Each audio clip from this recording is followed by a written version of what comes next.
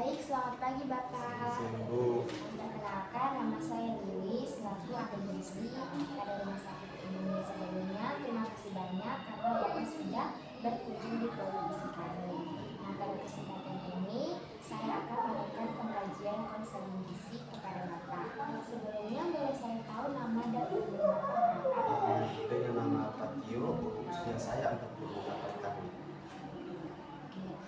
Baik Pak Tio, hari ini saya akan melakukan beberapa tahapan, yaitu melakukan screening gizi, yaitu menanyakan kondisi kesehatan dan kebiasaan makanan Bapak. Kemudian saya akan memberikan edukasi dan saran terkait pola makan yang sesuai dengan kondisi Bapak.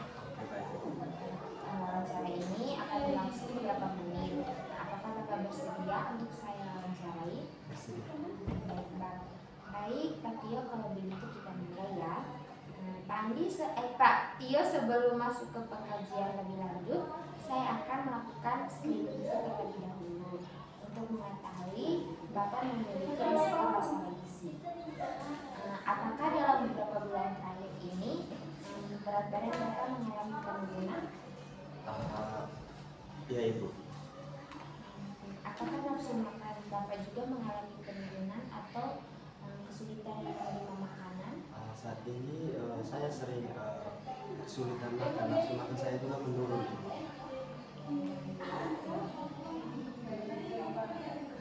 Untuk jumlah makanan, apakah porsinya berkurang dibandingkan dengan biasanya, Pak? Kalau untuk sekarang ya Ibu. Kalau biasanya itu saya biasanya makan banyak, tapi sekarang saya tuh makan kadang-kadang hanya 1 sendok, itu pun tidak habis Ibu. Terkait screening gizi yang sudah saya lakukan di sini, saya mendapat skor 3, yaitu Bapak memiliki risiko masalah gizi, terutama karena tadi nafsu makan Bapak menurun, terus asupan makanan juga berkurang, dan terdapat penurunan berat badan. Apakah Bapak memiliki keluhan lain seperti lemas, muntah, atau? Iya Ibu, saya sering saat ini saya mengalami keluhan seperti itu Ibu. Cepat haus, terus cepat lelah juga Ibu. Oke, karena Bapak memiliki penyakit ginjal kronik ya Pak, Iya, yang saat ini menjalani hemodialisis ya. Iya. Kondisi tersebut perlu dikaji lebih lanjut. Selanjutnya di sini saya akan menanyakan beberapa hal mengenai berat badan dan hasil laboratorium serta pola makan Bapak. Apakah Bapak bersedia untuk kita lanjut diskusi? Bersedia Ibu. Baik, Pak Tio, saya akan mulai dari data berat dan tinggi badan. Kalau boleh tahu berat badan Bapak sebelum melakukan cuci darah atau hemodialisis itu berapa? Sebelum itu berat badan saya Ibu 60 kg. Lalu setelah Saat ini berat badan saya turun 2 kg, artinya 58 Ibu. Sebentar ya Pak, lalu tinggi badannya Pak? Tinggi badan saya itu 165 Ibu. Baik, sesuai data anggaran dan Bapak, di sini saya mendapat IMC Bapak itu 21,3 kg per kilogram. Jadi secara IMC itu berat badan Bapak itu masih berada dalam rentang normal. Namun pada pasien hemodialisis kita tidak hanya melihat IMC-nya saja, tetapi penurunan berat badan, asupan makan juga perlu diperhatikan. Selanjutnya saya ingin melihat pemeriksaan berikutnya, boleh Pak? Sabar Ibu ya. Ini Ibu. Terima kasih. Ya Ibu, sama-sama. Baik Bapak, pada pasien PGK dengan hemodialisis beberapa pemeriksaan yang biasanya diperhatikan yaitu ureum, kreatinin, hemoglobin, albumin, kalium, natrium, fosfor, dan kalsium. Jadi pada laboratorium Bapak terdapat ureum dan kreatinin yang tinggi ya Pak. Terus hemoglobin juga rendah, kadar kalium dan fosfor meningkat. Makanya pola makan perlu disesuaikan dengan hasil laboratorium dan kondisi Bapak. Sekarang saya ingin mengetahui keluhan yang Bapak rasakan saat ini. Apakah Bapak sering merasa mual? Iya, selain mual seperti yang saya bilang tadi, saya juga sering haus, cepat lelah ibu. Apalagi saat ini saya juga nafsu makan yang berkurang. Selain itu, saya juga mengalami pembengkakan pada kedua kaki saya ibu. Oke, baik. Jadi keluhan 4Y itu mual, Ya, lemas, terus cepat haus, dan ada pembengkakan di kaki. kaki. Baik, selanjutnya di sini kita akan masuk dari riwayat makan Bapak. Di sini saya ingin menanyakan pola makan Bapak sehari-hari. Biasanya Bapak makan berapa kali dalam sehari? Sehari itu saya makannya 3 kali ibu. Tapi saat ini makannya walaupun 3 kali tapi sedikit ibu, porsi kecil ibu. Tapi sering. Ya, tidak dulu ibu. Untuk makanannya biasanya Bapak makan apa? Seperti biasa ibu, nasi, sayur, ikan, dan tempe ibu. Apakah Bapak sering mengonsumsi seperti makanan asin, makanan instan, atau makanan kemasan makanan yang bisa dibilang natriumnya tinggi? Kalau saya sendiri itu ibu, jujur saya sering mengkonsumsi ikan asin karena saya itu paling senang dengan ikan asin ibu. Selain ikan asin juga saya sering mengkonsumsi roti tawar ibu.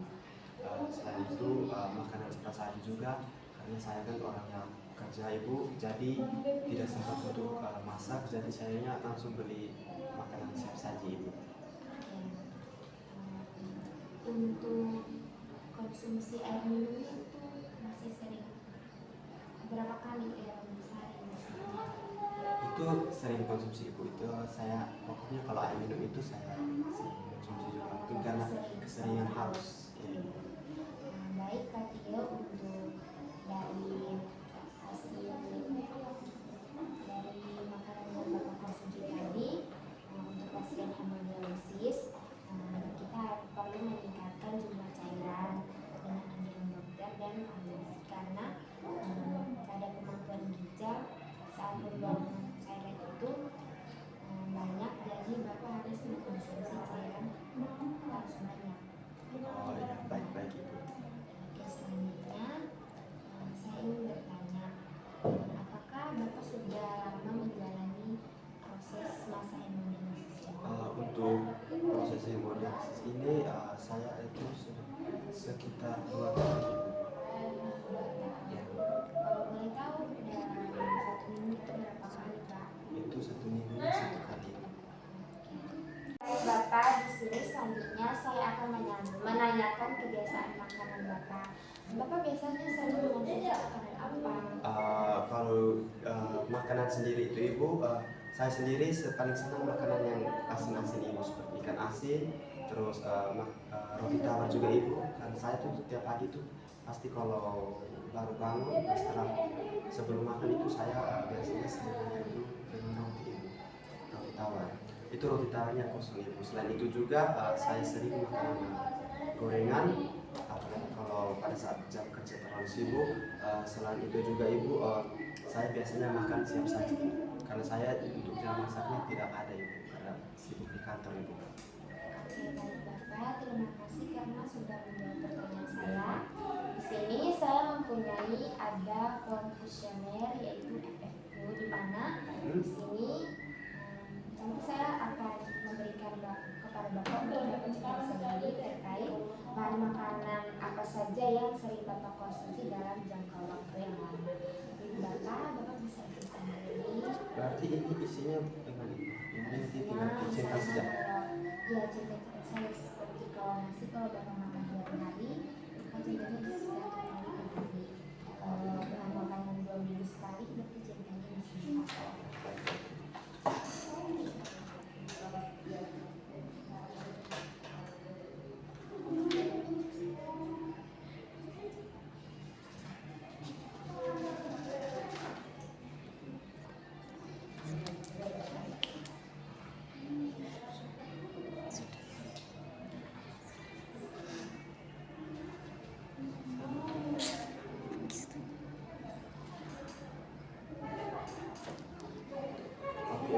Sudah. Terima kasih banyak.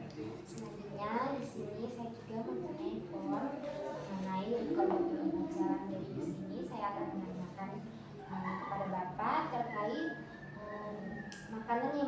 berkonsumsi selama 24 jam terakhir, jadi mulai dari kemarin pagi sampai pagi tadi.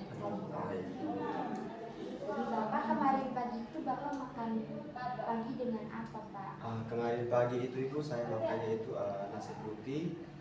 Nasi putih itu ada bayam ini saya direbus, dan ada ikan goreng saja Ibu.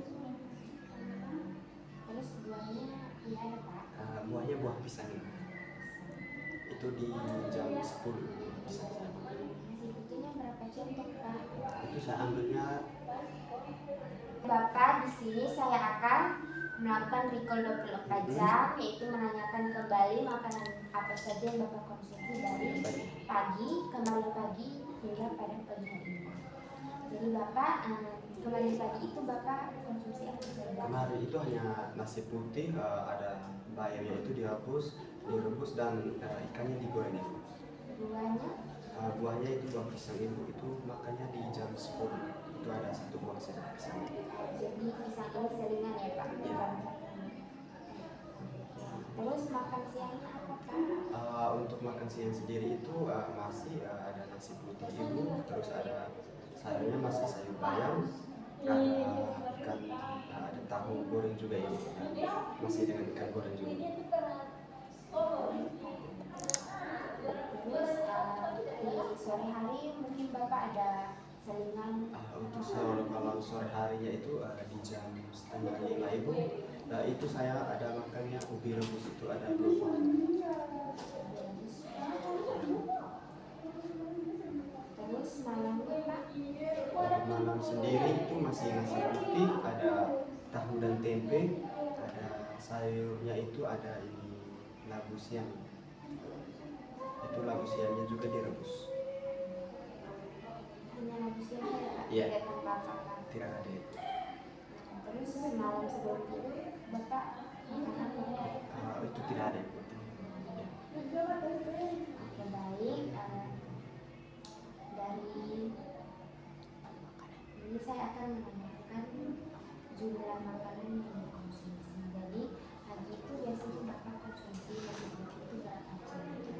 Kalau pagi itu paling banyak 2 Ibu. Jadi kemarin itu saya makannya 2 jam. Terus kalau sayurnya? Sayurnya itu juga saya biasanya pakai sendok sayur itu Ibu, itu 2 atau 3 sendok. Terus ikan gorengnya ikan apa Pak? Kemarin kungkung. Sabar. Kau langsung tanya, centong tuh kau setuju centong di situ yang seperti ini. Terus ini ikan gorengnya ikan apa Pak? Ikannya ikan kembung Ibu. Berapa ini potong? Ikannya itu 1 potong. Yang begini kok Pak? Iya, ikannya yang potongan yang kecil. Yang ekor. Ya, Kalau buahnya 1 buah Pak. ya, pisangnya 1 buah. Terus siangnya berapa centok Pak? Siangnya itu ada 2 centong juga Ibu. Yang begini kok Pak? Iya, iya. Berarti sama semua ya? Ya. Untuk centong nasinya sama seperti ini Ibu, ini saya. Terus sayurnya juga sama dengan Sayurnya itu 3 centong kalau siang. ikan. Ikan itu ikan masih sama 1 potong. Lalu tahu gorengnya Itu tahu gorengnya ada 2 potong. yang begini Pak. Ya, tahu gorengnya seperti ini. Terus ubi rebusnya tadi 2 buah. Ya, direbusnya. Terus nasi basmati itu sama 2 centok. Tahunya juga Ada 2 juga Ibu. siangnya 1 setengah.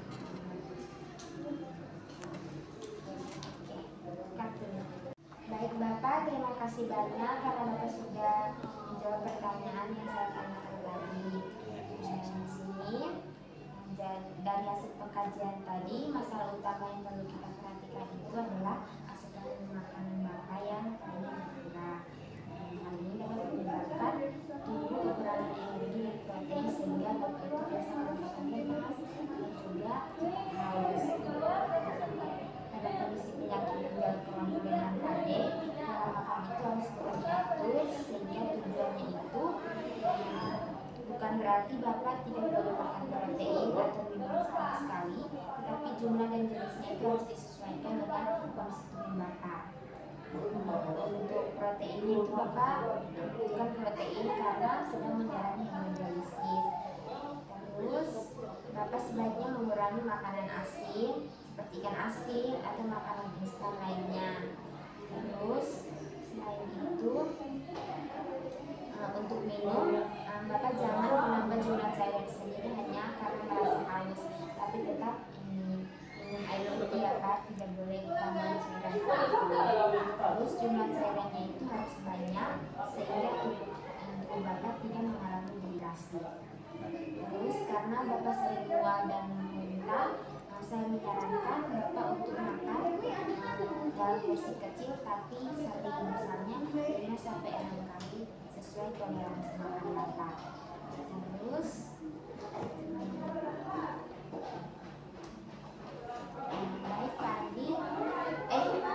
baik di sini saya ingin mengajak Bapak untuk membuat beberapa kesepakatan.